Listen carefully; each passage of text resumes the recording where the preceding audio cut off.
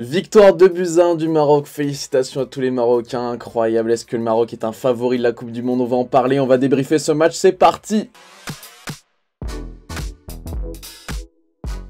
Quelle victoire du Maroc les gars, on va revenir sur le match juste après, on va juste faire un petit point sur les compositions d'équipe avant de parler de tout ça.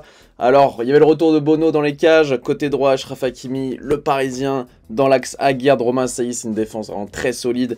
Côté gauche Mazraoui, le crack du Bayern de Munich. Au milieu de terrain, on avait Unai Amrabat, très bon joueur, et Sabiri qui intègre enfin le 11 titulaire.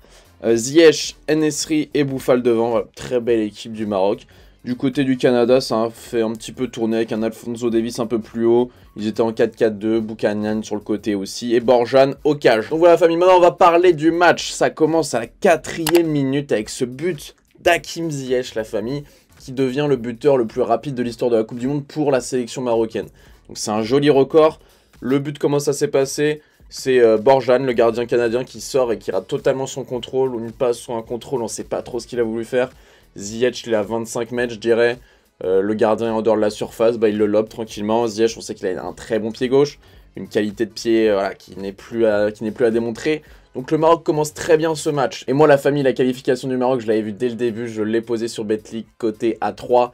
Avant la Coupe du Monde, je l'ai posé ici. On l'avait senti, la famille, on l'avait senti. On n'est pas là pour aller dans le sens du vent, la famille. Ici, on avait vu la qualification du Maroc. Donc félicitations à mes frères marocains. Cote à 3, ça fait extrêmement plaisir. Je veux devenir riche grâce à vous. 10 € pour les transformer en 180 €. Il me manque juste la qualification du Brésil. Puis on enchaîne avec un autre but du Maroc sur cette ouverture d'Hakimi exceptionnelle. Achraf Hakimi, mon petit gars.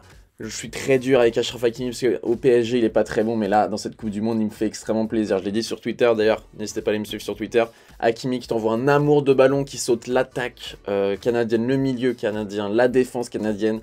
En-Nesyri qui prend la profondeur et ça fait plaisir de voir En-Nesyri qui arrive à marquer. Voilà, il était un petit peu en manque de confiance, il marque, il va même mettre un deuxième but dans le match qui sera hors jeu malheureusement, mais ça ne sera pas de sa faute, ce sera de la faute d'Aguerd qui était en position de hors jeu. Donc voilà. Beau match En-Nesyri. Et puis il y a la réduction du score juste avant la mi-temps, à la 40e minute du Canada sur un CSC d'Aguerd. Aguerd voilà, qui a trompé Bono. Je ne sais pas c'est qui le plus fautif d'Aguerd parce qu'Aguerd va contrer le centre, pardon. Ce qui change le sens du ballon. Et du coup Bono part un petit peu sur la gauche alors que le ballon va à droite et il n'arrive pas à l'avoir. Mais j'ai l'impression que Bono manque un peu de réflexe sur ce match. Donc je sais pas. Pour moi Aguerd ne fait vraiment rien de mal sur cette action. Donc je l'emporterai par ailleurs. Et puis en seconde mi-temps, pas de but la famille, mais énormément d'intensité, de duel avec un Amrabat au milieu de terrain qui a éteint le milieu de terrain adverse. Je pense notamment aux Osorio, on va en reparler plus tard, mais j'ai beaucoup aimé le match de Sofiane Amrabat et je pense vraiment qu'il peut trouver un bon club après cette Coupe du Monde. Je pense qu'il y a des clubs là qui sont en train de le superviser. J'ai aussi bien aimé Sabiri, même s'il est sorti un petit peu tôt. Il a vraiment un apport technique qui est intéressant. Et sur les côtés Mazraoui et Hakimi, j'ai énormément aimé leur seconde mi-temps. Même si le Canada a bien poussé, je pense notamment à la fin de match où Bono fait une petite erreur de main où il se l'emmène de la poitrine, il est en dehors de la surface, Bono il se l'emmène de la poitrine pour la prendre à la main dans la surface. Et Alphonso Davies était là en train de rôder et Bono s'est fait une grosse frayeur. Donc voilà, il y a quand même eu quelques frayeurs pour le Maroc, mais ils finissent premier de leur groupe et la Belgique est éliminée. C'est une dinguerie, la Belgique est éliminée. Ils sont trop vieux, ils sont mauvais. C'est bien fait pour eux. On passe au top et au flop, la famille homme du match. J'ai encore mis Hakim Ziyech, que j'avais déjà mis la dernière fois. Mais Hakim Ziyech, voilà, je l'adore, ce joueur gaucher. Moi, je me rappelle de sa campagne avec l'Ajax Amsterdam, campagne de Ligue des Champions. Il me faisait rêver, ce mec. Donc, il me fait encore rêver maintenant. Et j'ai hâte qu'il aille au Milan AC, comme je vous l'ai dit dans la dernière vidéo. J'ai hâte qu'il signe au Milan AC chez les Rossoneri pour alimenter un petit peu cette attaque milanaise côté droit. Et je pense qu'il va se régaler. Aujourd'hui, il a été très bon, que ce soit offensivement, défensivement, dans la mentalité. Il montre le chemin à ses partenaires. Donc vraiment, c'est un vrai leader de cette équipe marocaine. Donc très très beau match de Ziyech. En deuxième, j'ai mis En-Nesyri, tout simplement parce qu'il met un joli but sur cette passe d'Hakimi. Jusqu'à la fin, il avait du coffre, il avait du pressing, il avait du contre-pressing. Il en avait envie, il avait vraiment la grinta sur ce match. Et il marque un deuxième but qui est hors jeu. Il m'a quand même fait rire, j'avoue que je me suis un peu foutu de sa gueule quand il a célébré pendant 30 secondes tout seul. Alors que tous ses potes avaient vu qu'il y avait le hors-jeu, tout le monde est rentré en défense tout simplement. Lui était encore en train de célébrer devant les supporters. Ça a duré assez longtemps, c'était assez drôle quand même. J'avoue qu'En-Nesyri, tu m'as quand même fait rire, donc tu mérites ta place dans les tops. Hakimi, je te mets en top aussi, mon frérot, parce que t'es trop fort. T'es trop fort, c'est le Hakimi qu'on veut voir. C'est un Hakimi qui est aussi bon offensivement que défensivement. C'est, voilà, peut-être qu'au PSG, ça se passe pas comme ça, je ne sais pas pourquoi. Mais putain, qu'est-ce qu'il est bon quand il est comme ça. Et j'espère qu'il va revenir là dans 2 semaines après la Coupe du Monde sur les mêmes rails, quoi, sur les mêmes objectifs, sur la même dynamique. Je veux le voir comme ça avec le PSG. Qu'est-ce qui me fait plaisir, ce mec, quand il a bouffé tout le match Buchanan. Il avait en face de lui Buchanan, là, le joueur de Bruges, le crack apparemment canadien, etc. Bon, sur FIFA, il est très bon. Là, Hakimi, il l'a mis dans sa poche. Vraiment, il a dit, hey, Buka, viens là. Je te mets dans ma pocket. Tranquillement, voilà, sans pression. Hakimi, c'est comme ça qu'on veut te voir. Ça me rappelle quand t'affrontes déjà Grealish contre Manchester City, quand t'affrontes n'importe qui, Vinicius, à chaque fois, c'est dans la pocket. Il est énorme, Hakimi. Dans les flops, Borjan, le gardien canadien, forcément, qui fait totalement de la merde sur le premier but, et c'est incompréhensible. Donc comment ne pas le mettre dans les flops? Je pense qu'il est dans les flops de 100% des gens.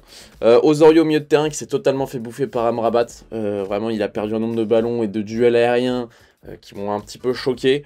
C'est pas un joueur que je connais spécialement, que j'ai beaucoup suivi dans ma vie, mais Amrabat était tellement au-dessus que je me suis dit, putain, Osorio, faut le mettre dans les flops.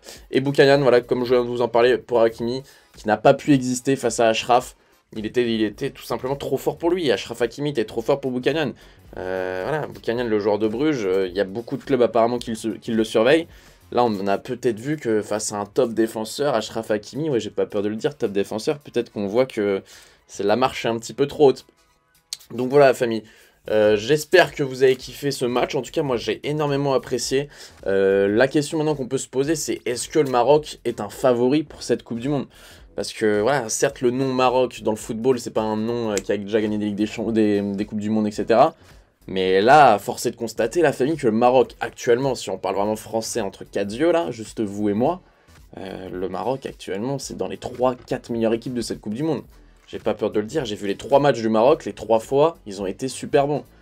Et que ça soit même défensivement, là, en seconde mi-temps, là, quand ils faisaient le dos rond, comme une tortue qui rentre dans sa carapace, et ben ils arrivaient à le faire avec Romain Saïs et Aguerd derrière qui tenaient énormément bien la baraque. Donc vraiment que ce soit défensivement, offensivement, ils sont très bons. Et il faut savoir qu'ils ont pris qu'un seul but dans cette Coupe du Monde et c'est un but contre son camp. Donc voilà, ça montre que c'est bien dur de marquer face à eux, sachant qu'ils ont joué la Belgique, la Croatie et le Canada. Ils n'ont pas joué des équipes de peintres. Donc le Maroc, moi je commence à les mettre dans mes favoris, hein, je vais pas vous mentir. Si tu me dis mets une petite pièce sur une équipe un petit peu surprise pour regagner cette Coupe du Monde, je serais pas étonné de mettre un Maroc. Puis après t'as le tirage au sort, donc après ils vont jouer ils vont jouer le deuxième d'Allemagne-Espagne ou Japon. Donc à voir, ça on va savoir ça ce soir contre qui ils vont jouer. Mais ça va être un très beau huitième de finale, si c'est soit l'Allemagne soit l'Espagne. On part du principe que le Japon perd face à l'Espagne, on va dire. Ça va être un très beau match, donc j'ai hâte de voir ce huitième de finale, ça me rappelle un petit peu Algérie-Allemagne en 2014. Donc voilà la famille, j'espère que vous avez kiffé ce débrief, moi j'ai énormément kiffé cette équipe marocaine et je pense qu'ils peuvent aller loin. Du moins je croise les doigts pour eux. Bonne matinée, bonne journée, bonne soirée, bonne nuit, c'était BR10, peace.